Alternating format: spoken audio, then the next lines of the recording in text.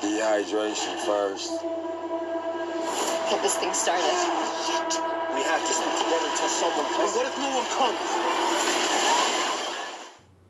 Hello everybody, welcome back to Screenstars. I'm here today to bring you my review for the 2022 thriller stroke horror Sharkbait, a film that is directed by James Nunn and it stars Holly Earl, Jack Truman, Catherine Hannay, Malachi Puller-Lachman and Thomas Flynn.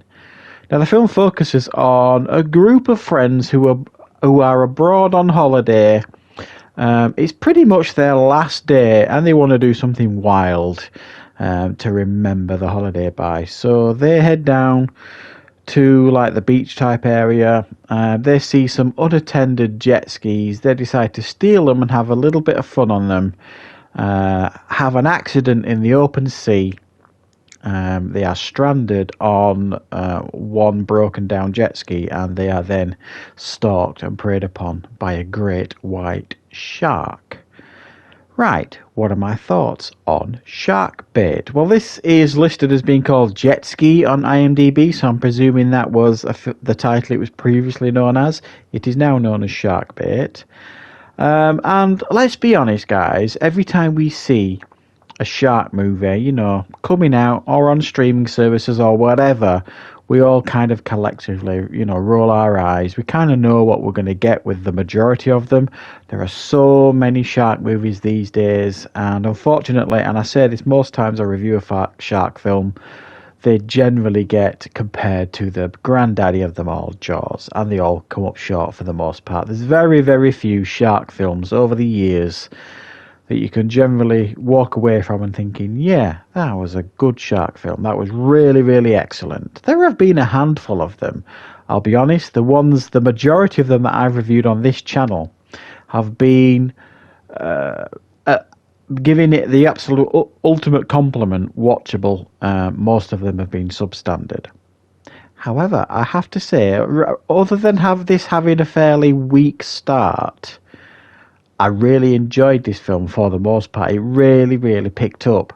And the reason why I didn't enjoy the start of this film is I didn't like the characters. And that's probably because in a lot of ways they do represent the younger generation of today. They're quite entitled, all that kind of stuff, you know, and they're just not particularly likable, and you don't really learn an awful lot about them. So they're just poorly written and fleshed out, if you like. And then they go and steal some jet skis. So on top of that, you know, you're like, well, you're stealing jet skis. What do you expect? But slowly but surely, when they have this crash in the sea, and they realise they need to get back because one of them's quite seriously injured at this point, and then the shark turns up and starts stalking them, it just gets worse and worse and worse, and obviously escalates and escalates, and they're in very, very serious danger. It gets to the point where you kind of like, okay, it's a kind of irrelevant whether you like these characters or not. This is intense, and it really, really was. I thought, for the most part here, the shark scenes were done really, really excellently. They were filmed really nicely. I'm not sure how they did it. But they looked really, really impressive, you know, when it was attacking the jet ski, when they're in the water and trying to escape, and you do feel that real tension. You get that real tension build up when you're watching it. And I thought it managed to hold and maintain that tension throughout much of the runtime.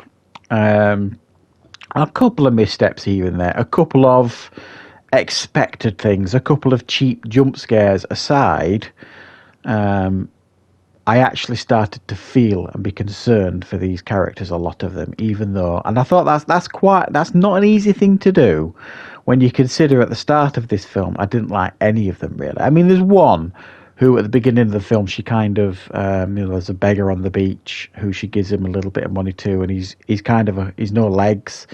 And he kind of pre-warns what's going to happen in the film because he tells them a great white took his legs. So she seemed the most grounded and the easiest character to relate to, but still at the same time not particularly fleshed out or anything. So I didn't connect or really like any of the characters early on. And then when they are in this situation out on the open sea, with really no way of getting back for much of the film. They can't. The jet ski's broken down. The other one's completely smashed. They can't get back. There's no way of getting back, and you just really scratch it out. How the hell are they going to get out of this situation? And it does kind of keep that going and keep you guessing throughout the whole kind of runtime. This really serious and dangerous situation that they're in. And there are a couple of really standout scenes in regards to the shark attacking that looked really good. And some of the injuries as well, and when they're being attacked and things like that were kind of, you kind of winced and turned away, and it was quite brutal as well in regards to the attacks that were taking place and that kind of stuff. So I have to say, I mean, other than it being, yes, fairly predictable in regards to, the who's going to be left at the end and all that kind of stuff, you could argue it doesn't really offer much in the way of surprise, because it is one of those films that when you've watched, you can kind of think, well, yeah, I suppose I could have predicted that was going to happen.